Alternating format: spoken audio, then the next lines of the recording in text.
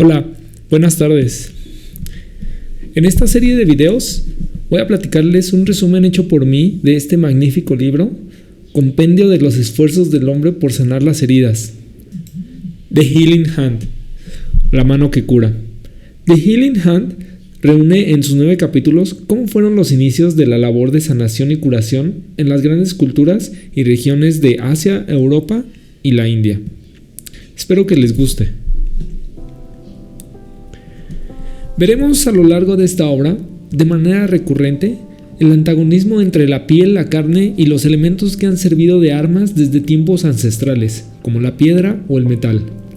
Son estas heridas primitivas las que quizá motivaron una de las más fascinantes creaciones del hombre, el arte de sanar.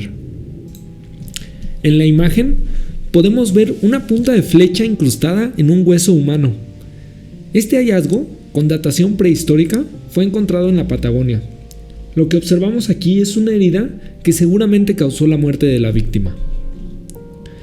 Bueno, esta primera parte de la introducción está dirigida a quienes no tenemos conocimientos previos de medicina, y dado que el libro trata en gran medida de heridas, será pertinente explicar lo básico y lo que sabemos hasta ahora sobre cómo evoluciona una herida en el cuerpo humano.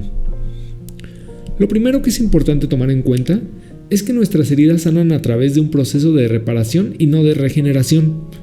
El proceso de regeneración ocurre solo en algunos tejidos como la epidermis, pero la mayoría de nuestro organismo, incluyendo los músculos, se repara, pues ni estos vuelven a crecer bien después de que han sido severamente dañados. Inclusive algo tan modesto como la raíz de un cuero cabelludo es muy difícil de reconstruir. El proceso de regeneración se presenta de manera escasa en algunos mamíferos, como la salamandra, animal al que si se le amputa un miembro puede hacer crecer otro nuevo con todo y esqueleto. Los humanos estamos en un punto medio de sanación de las heridas. Si bien no lo hacemos tan bien como las salamandras, estamos mejor que un árbol. Un árbol con un tronco herido difícilmente cierra, simplemente sigue su curso. Para explicar cómo es este proceso de reparación del cuerpo humano, hay que imaginarnos viendo una herida desde un microscopio. Lo que vamos a ver va a ser una mezcla de sangre, células muertas, material externo, bacterias y células que se van a encargar de hacer el tejido conectivo con el fin de reparar. A estos los llamamos fibroblastos. Para hacer frente a todo esto, el mecanismo natural del cuerpo genera lo que conocemos como una inflamación aguda. Como primera medida, como ya dijimos, todo se infesta de sangre, pues es la manera de traer a la zona de la herida de manera rápida mucha ayuda, en forma de glóbulos blancos, proteínas y químicos antibacteriales. Los glóbulos blancos, una vez que llegan al lugar, hacen tareas muy específicas. Algunos luchan contra las bacterias y a estos se les llama granulocitos polimorfonucleares, o para entenderlos más rápido, polis. Otros consumen y destruyen los desechos. Estos son llamados macrófagos. Vemos cómo el cuerpo pone en coordinación simultánea dos procesos elementales: reconstrucción por un lado con los fibroblastos y eliminación de bacterias y limpieza de desechos con los glóbulos blancos. Pero de la misma manera en la que no podríamos reconstruir una casa que se ha incendiado si todavía no terminamos de apagar el fuego, una herida no puede curarse si se sigue viendo atacada por bacterias que destruyen los tejidos. De esta manera, una herida puede tomar dos cursos, si se infecta o no. Cuando no se infecta, los fibroblastos regeneran todo el tejido, mientras que las células blancas solo acuden a la región para reforzar las labores de reconstrucción del tejido. El resultado es una nueva masa de tejido llamado tejido granular. Sin embargo, cuando hay infección, las bacterias destruyen las células vivas y el tejido. Los fibroblastos no se dan abasto y la zona afectada se llena de polis que tratan de defender el área luchando contra las bacterias, creando un líquido espeso que todos ya conocemos, que es la pus. Conforme van muriendo estos polis, desprenden químicos que no se usaron para digerir las bacterias, y eso es bueno porque ayuda a digerir los intrusos muertos. Podríamos decir entonces que la pus es una sustancia hecha de células valientes que se murieron en el campo de batalla, de tal manera que supurar pus es un indicador sí de que hay una infección, pero también de que el cuerpo la está combatiendo de manera correcta. El resultado de esta batalla puede predecirse tal y como lo hacían los antiguos, hasta cierto punto, a partir del aspecto de la pus. Cuando se presenta una pus cremosa y blanquizca, es un indicador de que la pus está llena de polis y el cuerpo está luchando bien. Si por el contrario la pus es delgada y con un olor desagradable, sugiere bajas defensas en el organismo y por consiguiente que la bacteria puede estar ganando la batalla. Finalmente, una vez pasada esta etapa, ya sea con o sin la infección, una herida que sana pasa a la tercera etapa. El tejido granular jala los extremos del tejido sano hasta que se juntan cerrando la herida. Los fibroblastos, las células que se encargan de hacer el tejido conectivo, tienen una función extraordinaria al crear de manera interna una especie de manojos de fibras que se contraen, lo que hace que estos tejidos actúen como músculos que se contraen, jalando los tejidos periféricos sanos y cerrando las heridas. ¿Y qué pasa si la infección no cesa? Bueno, si las bacterias ganan el terreno, empiezan a matar más y más tejido conectivo, convirtiendo la herida en lo que llamamos una úlcera. Y un área muy extensa de tejido muerto se le conoce como gangrena. Pues bien, esta fue la brevísima explicación que nos da el libro de cómo el cuerpo sana las heridas. Ahora, las heridas que involucran a los huesos, como la que mostramos hace unos momentos, han dejado huella en nuestros antepasados antes incluso de la existencia de los seres humanos. Desde los amonites, crustáceos que existieron hace 200 millones de años, se observa el proceso de sanación de las heridas en sus espirales. Si bien, como hemos detallado, la sanación es un proceso natural, es propio de la naturaleza de los seres vivos sentir un placer por ayudar a sanar. En algún momento de la evolución, los seres vivos empezamos a tomar acciones para sanar las heridas. Empezamos a ser proactivos, a tomar acciones para ayudar a otros organismos que, como acabamos de detallar, tienen por sí solos una gran capacidad de curación. Al explorar los orígenes de conductas de tipo curativo, encontramos en nuestros antepasados, los simios, quizás los inicios de la medicina como arte de sanación. Existen evidencias de chimpancés cuidando sus heridas, agarrando hojas, pasándolas por alguna herida, limpiando con su boca la sangre que queda en las hojas y de nuevo poniendo las hojas en la herida. Estos son un par de casos que se tienen documentados. El primero, un chimpancé en Florida que se ocupaba de examinar el ojo o la boca de otro chimpancé, cuidando de tomar firmemente su cabeza para poder explorar mejor la zona, o utilizar palitos para revisar su dentadura. El segundo, otra chimpancé llamada Belle, que acostumbraba a revisar las dentaduras de sus compañeros chimpancés.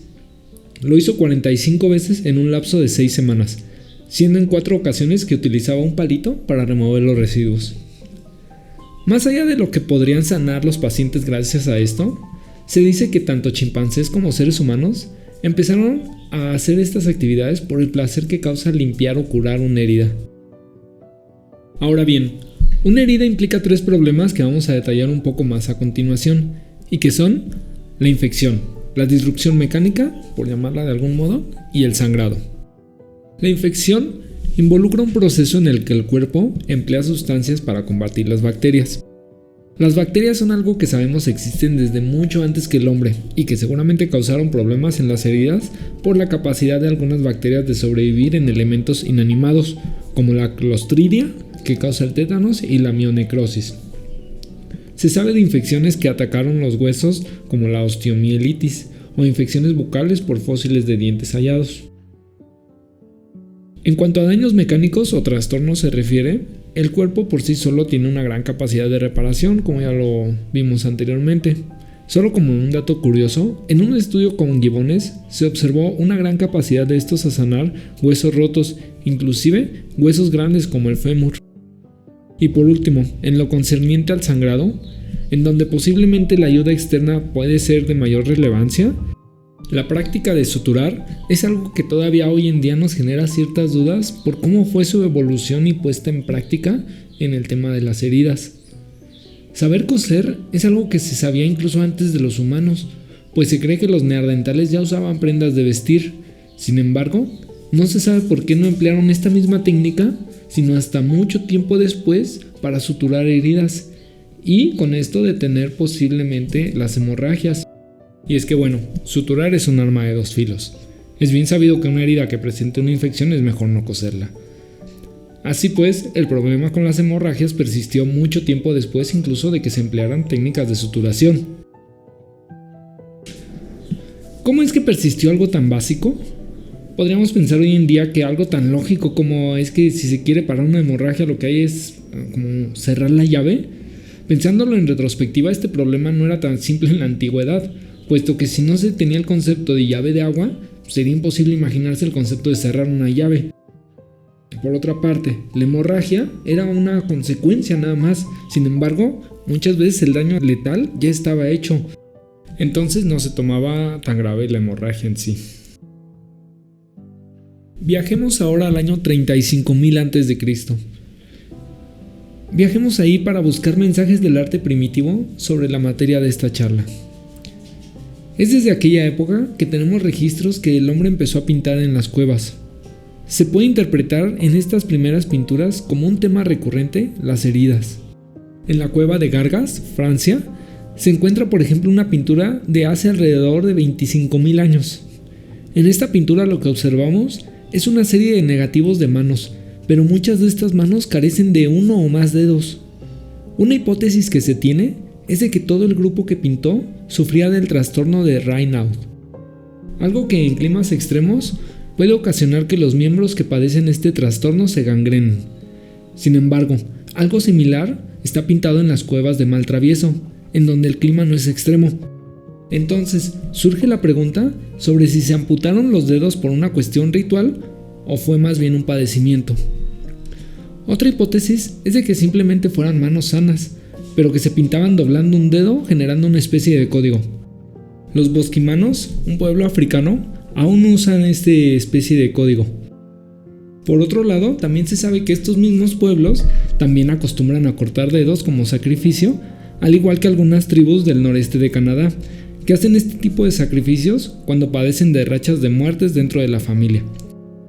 Robert Garner en 1963 hizo un filme sobre la tribu Dugum Dani de Nueva Guinea, en donde se relata un rito similar. Desde un punto de vista médico, lo único que se obtiene de todo esto es el hecho comprobado de que el cuerpo puede sanar de manera relativamente satisfactoria heridas como amputaciones de dedos. Al menos se tiene comprobado que así ocurre en estas regiones selváticas. Ahora, ¿cuándo nace la cirugía? De los hallazgos más antiguos que se tiene al respecto es la evidencia de trepanaciones. Trepanaciones que tuvieron lugar hace alrededor de 12.000 años. La trepanación es la operación que consiste en remover una parte del hueso del cráneo. Ejemplos de estas operaciones los hay en varias partes del mundo. Cabe señalar que no era en absoluto algo frecuente que los pacientes murieran después de una trepanación.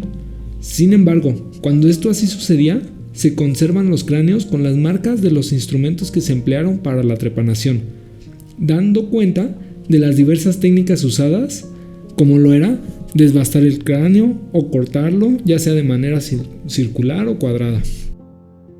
Por ejemplo, en Perú se encontraron en un lugar 273 osamentas de incas, de los cuales 43 habían sufrido trepanaciones de 1 a 5 veces. Esta práctica ha sido llevada a cabo entre tribus antiguas y no tan antiguas. En 1912 un antropólogo británico dio cuenta de cómo en Argelia se observaban con frecuencia a los habitantes de estas tribus con cicatrices de trepanaciones. Sorprendentemente, la tasa de supervivencia de los casos de trepanados de los primitivos indican casi un 100% de sobrevivencia. Así que tenemos aquí una paradoja de que en las tribus primitivas tenían casi una tasa de supervivencia del 100%, mientras que en la primera mitad de 1800 de esta misma operación se obtenía casi un 100% de fatalidades. En 1800 prácticamente era seguro que después de esta operación el paciente muriera. La hipótesis que se maneja es que los hombres primitivos sin duda tenían más defensas contra las bacterias que el hombre moderno, y por otro lado no existían, entre comillas, tantos médicos u hospitales que pudieran provocar estas complicaciones. Sí, irónicamente, como veremos posteriormente a lo largo de este libro, muchas de las complicaciones y muertes fueron el resultado de creencias de los médicos de aquellas épocas. De tal manera que se cree que una posible causa del éxito de las trepanaciones en el tiempo primitivo deriva de que en aquella época no existían las creencias que posteriormente fueron adoptando los médicos de las primeras grandes civilizaciones. Esto es toda la introducción, ya que a continuación, en los siguientes videos, vamos a ver uno a uno lo que fueron los inicios de la práctica de la medicina, como ya lo dijimos al inicio, en las grandes civilizaciones del mundo antiguo de Asia, Europa y China.